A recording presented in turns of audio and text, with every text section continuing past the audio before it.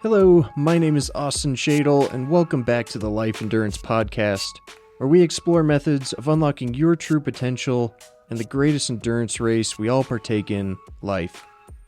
Today I have a quick, actionable tip that I myself learned recently. So when we're thinking about making changes, we have a goal in mind. When our goal is intimidating, we think about what we need to do to get there. And that's certainly important. You have to build that map to your destination, but there's a different angle you can take to push yourself forward. Even if we have that path forward planned and we're taking the steps, there's things probably holding us back. Taking the right steps forward doesn't mean you're not taking the wrong steps too. The advice I heard recently was about how to succeed, but it flipped the script and had making your first step to make a list of what would guarantee you to fail.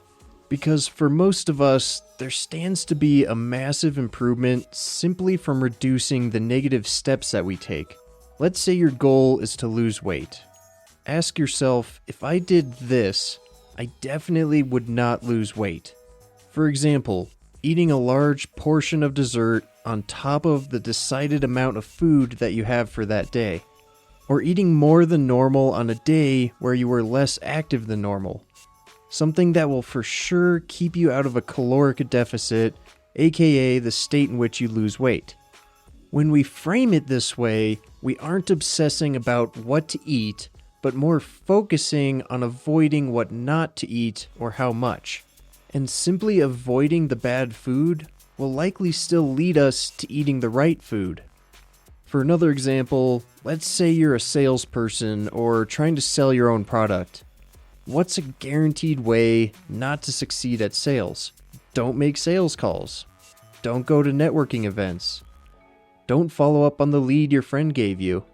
By identifying these things as guaranteed failures, we also identify what we should be doing. We should be making the calls, going to networking events, and following up with leads. And by first establishing how not doing this will guarantee failure, we greatly reinforce our understanding and belief in why we should take the actions. Hopefully this is starting to make sense. And again, I want you to think of a goal.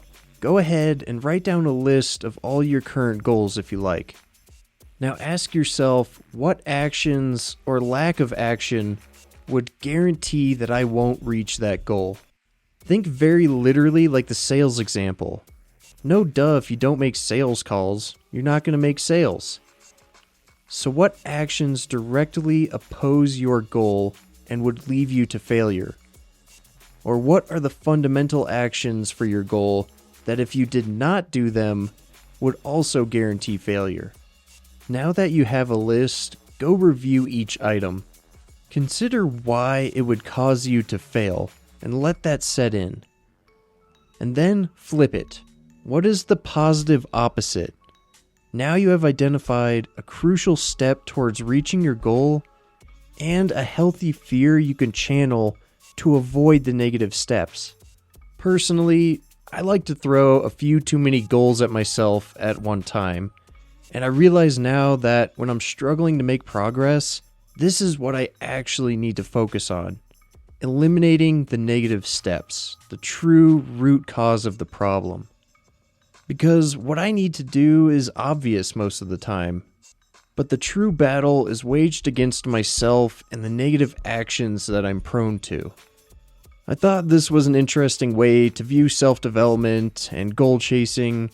Let me know if you also realize some new priorities in your journey with this in mind. If you want to learn more about my personal goals and journey, give me a follow at The Endurance Beast on Instagram. Please subscribe and share the podcast if you think it could add value to other people's journey. And as always, I look forward to sharing the next episode.